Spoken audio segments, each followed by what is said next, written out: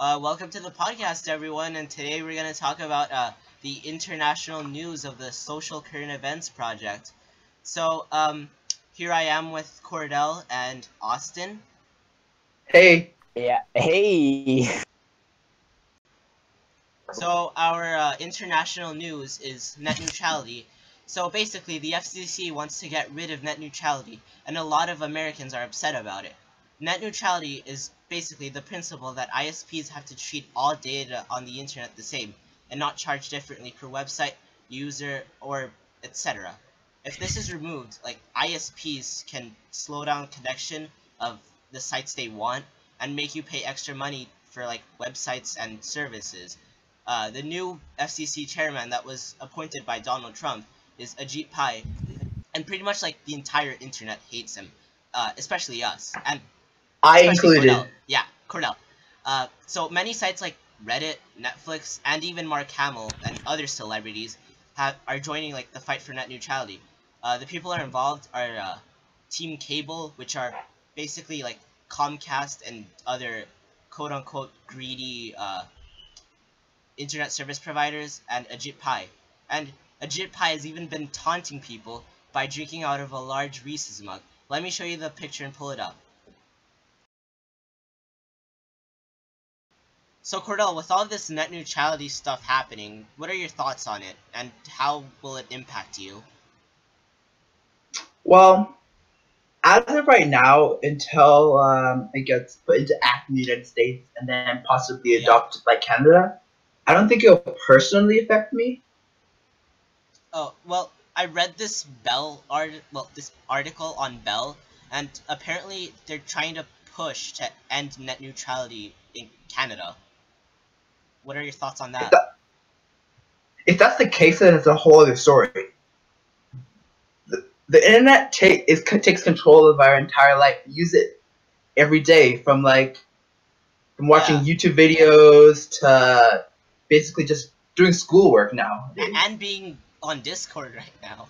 Like. Oh, yeah, okay. And personally, my family life right now, I don't personally know if my parents would really spend that extra money just for these extra services that I need and that I use. Yeah, I don't know, cause what if the ISPs would charge $5 extra a month just for YouTube, or they'd slow down your internet connection on Netflix. And speaking of which, let me play a video on net neutrality.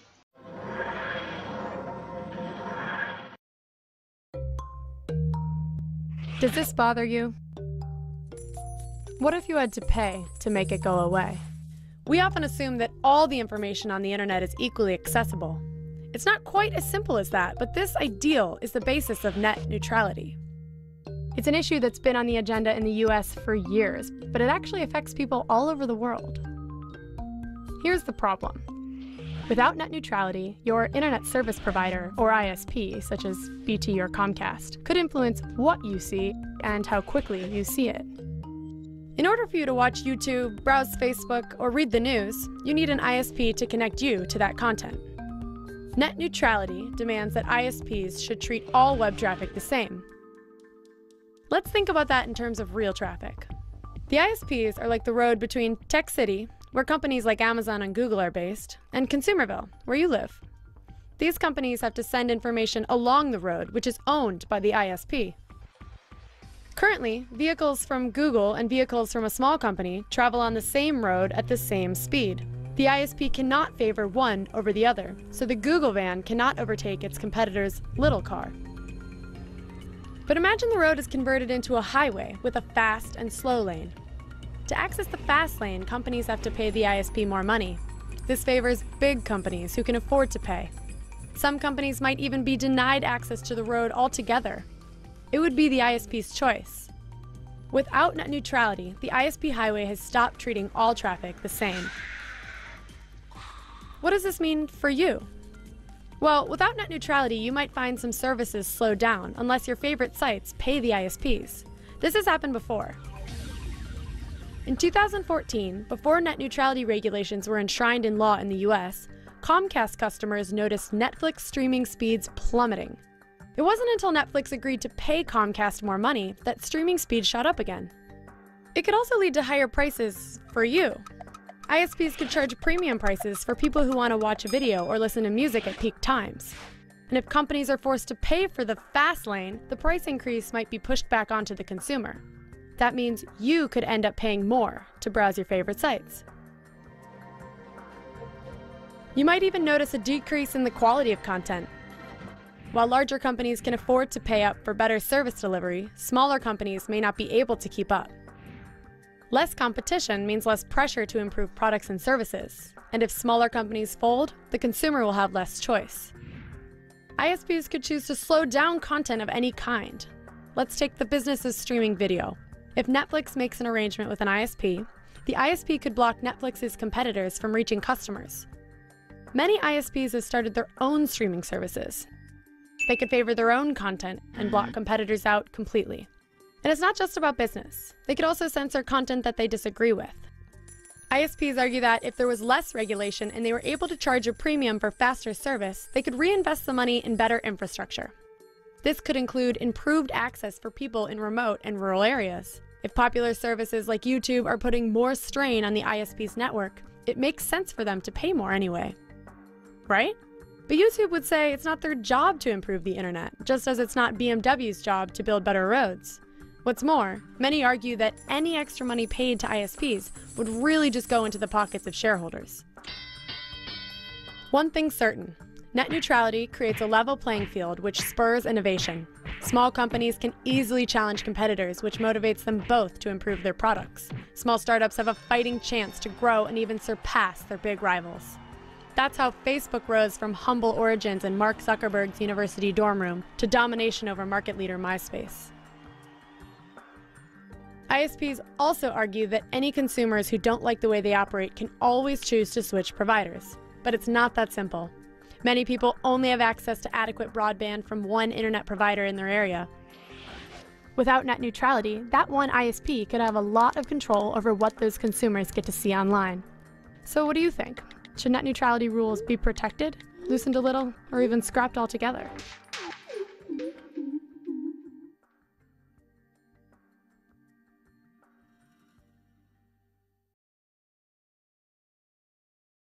So Austin, after watching the video, give me your thoughts on net neutrality. Well, I think net neutrality, when it comes into Canada, is really going to affect me because I play a lot of video games. I love playing video games, and Yeah. like I don't think my parents are gonna pay extra money just so I can do those things, like video games or Discord to communicate with my friends, or like Yeah, Instagram or other social medias. Like my parents would think it's the perfect opportunity for me to like go outside more and Yeah, get more exercise. Yeah, I guess. Yeah, and the other thing is with American companies, our internet might be slowed down, or some of the websites might be slowed down because net neutrality will be in America, even if it's not in Canada Yeah, yet. it'll be repealed in America, and like Yeah, they'll get less money because less people will go on their sites because of like money issues and such. So yeah, thank you, Austin. So that was all for net neutrality. On for the Edmonton local current events. Austin? So about the new Valley Line LRT system in Edmonton, it's going to be around like 27 kilometers long. It's connecting from Millwoods to Lewis Farms, and it's going to cost our city like $1.6 billion. Well, it's quite a lot of money. Yeah. Sebastian, what are your opinions on it? Well, I think it's a good idea, because it'll provide a much faster transportation from Millwoods to Lewis Farms, especially to people who don't own a car. All right, those are some good opinions. Kordel, what are your opinions on the new Valley Line? Well, if I'm being honest, this probably won't affect me in the slightest, personally. Okay, why not? Because I have yet to take the ETS? the LRT in Edmonton since I've lived here, and I don't see me doing it in the near future. But for those who do take this, for example, like people who live in Lewis farms or Millwoods. I guess this would probably help them from getting to their jobs, their work. Maybe some to even school, I'm guessing. I can see that. So yeah. All right. All right, that's all we have for the LRT expansion. Now it's on to Kordel with the national news. And now on to the national current events I'll be talking about. And that is the legalization of marijuana in Canada.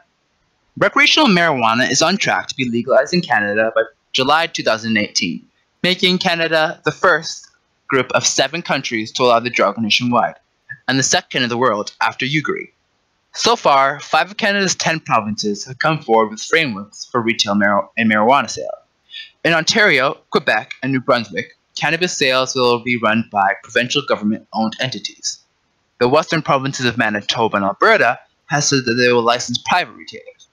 The federal government set the minimum legal age for buying marijuana at 18, but the provinces can raise that if they wish. In Ontario, Canada's most populous province, the legal age will be 19.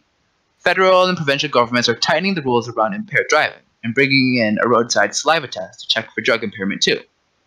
The federal government is setting up systems to track all cannabis from seed to sale, to license. Non-medical producers, and to test marijuana for potency and quality control. The federal government has already issued more than 70 licenses for producing medical marijuana, which has been legal in Canada since 2001. A battle is brewing between the federal government and some provinces over how tax revenue is divided between the two levels of government. The federal government has said last week it wants to exercise tax on all cannabis products of $1 per gram, or 10% of the retail price, whichever is higher. The government proposed splitting the tax 50-50 with the provinces, drawing criticism from Ontario, which says it will face higher costs related to enforcement and establishing a system for sales. So Austin, what are your views on the legalization of marijuana in Canada? Well, Kordel, I think it could be very good for the medical aspect, because if you need marijuana medically, it can cost quite a lot to get a prescription for that. That's true. So now it'll be way cheaper for them to get it medically. You could probably just go like a corner store and buy it. Yeah, that's true. And also another good thing about that is it's only sold by the government, so that is a huge way of getting money for the government. Like, the thing is, what's also true is that you'll most likely know that it's safe and not laced with anything. And not laced with anything because the government's issuing it. Well, the one so I think it can be quite beneficial. I think you can handle it, Sebastian, if it's saving lives. Yeah, true. Good point, Kordel. Well? No, I think that's really my main points on it. Wait, I have another question. Yes? Like, what kind of things do you think this could treat? And... Well, usually medical marijuana is used for, when people who have cancer are going through chemo. Yeah, I've heard that it helps with cancer treatment. It gets them, it helps with cancer treatment, and especially if a patient isn't, I think it's either isn't eating, or if a patient isn't eating, then you can give it to them, and it causes you to be very hungry.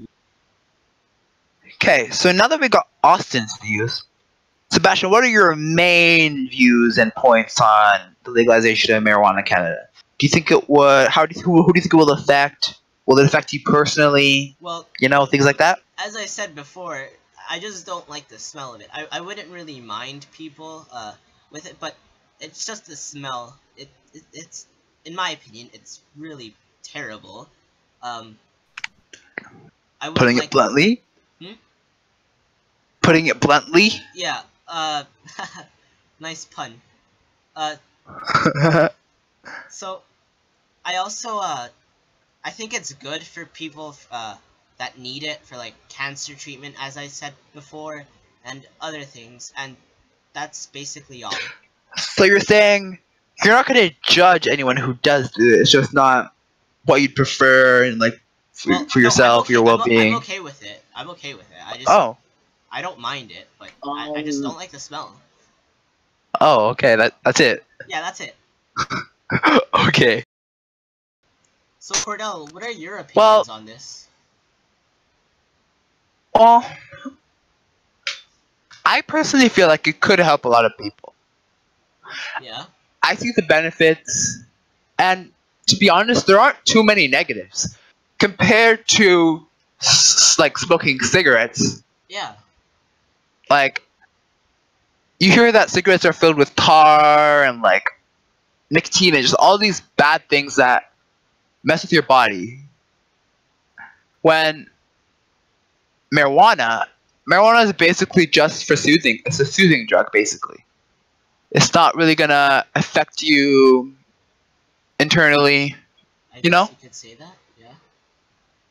That's just my opinion. So, I think it's a plus, and I think I agree with Justin Trudeau on legalizing it. Yeah. Well, thanks. Alright. Well, that was all for this podcast. Let me cue the outro. Thanks for watching and listening. I hope you get an A on this project. Thank you. It's